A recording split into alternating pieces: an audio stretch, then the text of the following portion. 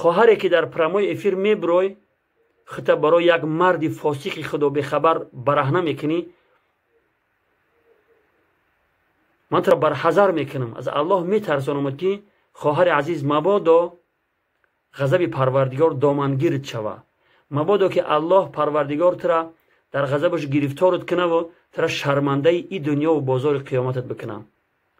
مبادا از دستی همین فاسقا نوار برداری شوی. مبادا همین فاسقایی که با دو سخن خوبی آنها دو بار تعریفت میکنن، دو بار خرمته و مرمتت میکنن، تو برای اونها بدنی خط نشان میتی، شرمگاه تا صورت میگیری نشان میتی.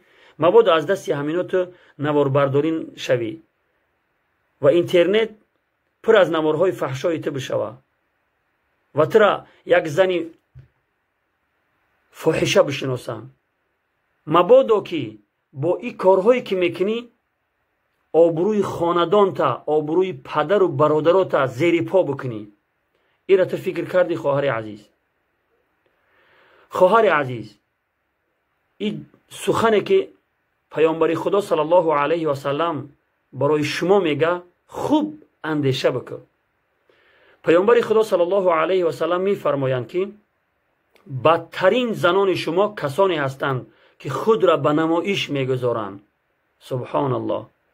خود را به نمایش میگذارند و مغرور و متکبر هستند. اینها منافق هستند که از اینها داخل جنت نمی شود مگر عدد خیلی اندک. روایت طبرانی.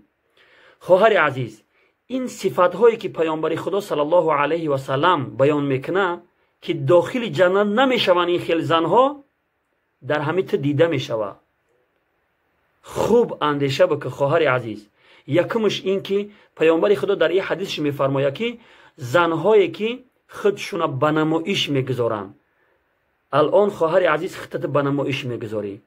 دومش مغرور و متکبر هستند. خودت مغرور و متکبر هستی که وقتی که برای شما نصیحت کرده شوه شما چی میگی؟ رو خواهر خودت نصیحت کن. و من چیکار داری؟ گوری تو جدا و گوری من جدا میگی. این علامت مغرور و متکبری است.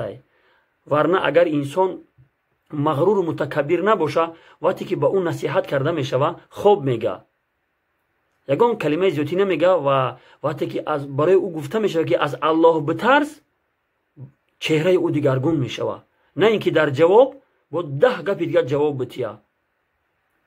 بزرگان میگن که وقتی که برای یک انسان گفته شوه که از الله بترس، وقتی که او چهرهش متغیر نشید، یعنی که برای او یگان تأثیری نکرد، پس شما بدونه که قلبی او از سنگ شدگی است.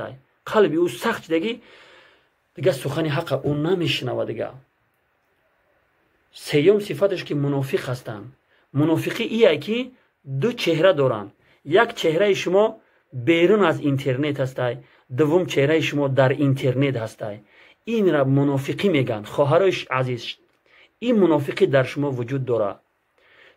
یک چهره شما در بیرون از اینترنت ای هسته که شما یک زنی پاکدامن، یک زنی خوب و صالحه خودتون جلوه میتیه در بیرون از اینترنت.